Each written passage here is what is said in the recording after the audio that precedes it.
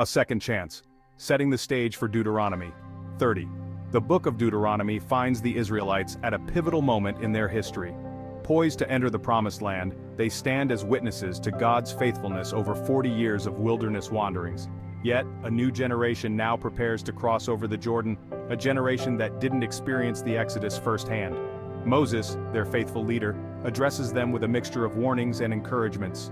Deuteronomy 30 stands as a beacon of hope, a reminder that even if they stray, a path back to God always remains open. This chapter is a covenant renewal, a chance to reaffirm the commitment their ancestors made to God at Mount Sinai. It's a message not just for the Israelites on the brink of the Promised Land, but for us today. The turning point, a call to return. Deuteronomy 30 begins with a stark picture of the consequences of disobedience. Moses doesn't sugarcoat the reality of turning away from God. He lays out the painful truth. Blessings follow obedience, while curses accompany rebellion. Yet even amidst this sobering warning, hope shines through.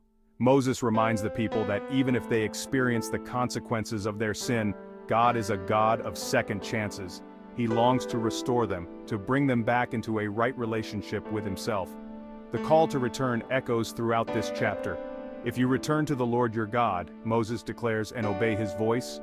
Deuteronomy 30:2. Turning back to God is the beginning of restoration, the first step toward experiencing the fullness of His blessings once again. The simplicity of obedience. Love God, walk in His ways. Obedience often feels like a heavy burden, a long list of rules designed to restrict our freedom. But Deuteronomy 30 reframes obedience not as a burden, but as a natural outflow of love. You shall love the Lord your God with all your heart and with all your soul and with all your might, Moses proclaims, Deuteronomy 30:6. Obedience in its purest form is simply loving God with every fiber of our being. When we love God deeply, obedience isn't a chore, but a delight. God's commands aren't meant to be impossible standards, but life-giving principles designed to draw us closer to Him. Walking in obedience is simply aligning our lives with the heart of God, a heart overflowing with love, grace, and goodness. Reaping the rewards. Blessings for obedience. Deuteronomy 30 doesn't shy away from the tangible benefits of obedience. God, in His goodness, promises to shower blessings upon those who choose to follow His ways.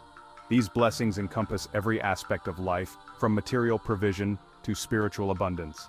The Lord your God will make you abundantly prosperous in all the work of your hand, Moses declares, Deuteronomy 30:9. He promises to bless their land, their crops, and their livestock, ensuring their physical needs are met. But the blessings extend far beyond the material realm. Choosing obedience opens the door to a life overflowing with God's goodness. The price of disobedience, curses for turning away. While Deuteronomy 30 highlights the blessings of obedience, it also addresses the consequences of rebellion. Moses doesn't gloss over the reality of turning away from God. He paints a sobering picture of the curses that accompany disobedience. If your heart turns away and you do not hear but are drawn away to worship other gods and serve them, I declare to you today that you shall surely perish, Moses warns, Deuteronomy 30:17-18. This speaks of both physical and spiritual death, a separation from the source of life itself. Turning away from God leads to brokenness, pain, and ultimately separation from Him. Yet, even amidst these warnings, God's heart remains filled with compassion, longing for His people to choose life. Choosing life, a decision with eternal consequences. Deuteronomy 30 culminates in a powerful call to action. I call heaven and earth to witness against you today, that I have set before you life and death, blessing and cursing. Therefore choose life, that both you and your descendants may live. Deuteronomy 30:19. This verse encapsulates the central message of the chapter. God has given us free will, the ability to choose our own path. He presents us with two starkly different options, life in obedience or death in rebellion. The choice ultimately is ours. Choosing life involves a conscious decision to follow God wholeheartedly, to love Him and obey His commands. This choice leads to blessing, abundance, and eternal life. Choosing death, on the other hand, involves turning away from God, pursuing our own desires above His. It's a path that leads to destruction, emptiness, and ultimately, eternal separation from Him. Deuteronomy 30 reminds us that our decisions have eternal significance. Love's response, obedience flowing from a grateful heart.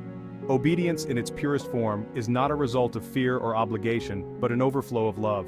When we grasp the depth of God's love for us, our hearts naturally respond in obedience. Deuteronomy 30:20 beautifully illustrates this connection between love and obedience, that you may love the Lord your God, obey his voice and hold fast to him, for he is your life and length of days. Loving God isn't just an emotion, it's an action. It's a choice we make every day to put him first, to seek his will above our own. This obedience isn't burdensome, it's a joyful response to the overwhelming love and grace we've received. It's a natural outpouring of a heart overflowing with gratitude and awe. A God of second chances, hope for restoration. One of the most encouraging aspects of Deuteronomy 30 is the reminder that God is a God of second chances. Even when we stray, his arms remain open wide, welcoming us back into his loving embrace. Moses assures the Israelites, "And when you are in tribulation and all these things come upon you in the latter days, you will return to the Lord your God and obey his voice." Deuteronomy 30:2. He acknowledges they'll face trials, that they might even wander from God's ways. Yet he offers a message of hope. Even in those moments of failure, restoration is possible. God's love for us is relentless, unwavering. He never gives up on us, no matter how far we've strayed. The covenant of love, God's unfailing faithfulness. Deuteronomy 30 highlights the covenantal relationship between God and his people. This covenant isn't a cold, legalistic contract, but a vibrant, dynamic expression of God's unwavering love and faithfulness. Deuteronomy 30 is a renewal of the covenant God made with Israel at Mount Sinai, a reaffirmation of his love and commitment to them. This covenant isn't dependent on Israel's faithfulness. God's love isn't conditional, it's not something we earn or deserve. He remains faithful even when we're faithless. His promise is sure even when we stray. We can place our full trust in him, knowing he'll never leave us nor forsake us. Living in the blessing, experiencing God's goodness today. Deuteronomy 30 is not just a theological treatise, it's a call to action, an invitation to experience the fullness of God's blessings in our lives today. It's a reminder that obedience isn't just about following rules, it's about living in alignment with God's heart, a heart overflowing with love, grace, and goodness. When we choose to obey God, we open the door to a life of abundance. We experience his peace that surpasses all understanding, his joy that strengthens us, and his love that casts out all fear. Living in the blessing means aligning our priorities with God's will, seeking his guidance in every decision, and trusting in his provision for our needs. It's about surrendering our own desires and embracing the life he has planned for us. This life of obedience isn't always easy, but God's grace is sufficient. Our hope-filled future eternity with our loving God. Deuteronomy 30 points us towards a hope-filled future, a future where God's people will dwell in his presence for all eternity. This chapter isn't just about earthly blessings, it's about the ultimate blessing, eternal life in the presence of our loving God. Moses' words offer a glimpse of the glory that awaits those who choose to follow God, that you may love the Lord your God, obey his voice, and hold fast to him. For he is your life and length of days, that you may dwell in the land that the Lord swore to your fathers. Deuteronomy 30:20. This land represents more than just a physical location. It symbolizes God's presence, his rest, his perfect peace. It's a place where sin and sorrow will be no more, where we'll experience the fullness of God's love and joy for all eternity.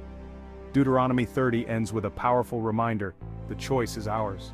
May we, like the Israelites on the brink of the promised land, choose life, that both we and our descendants may live in the fullness of God's blessing, both now and forevermore.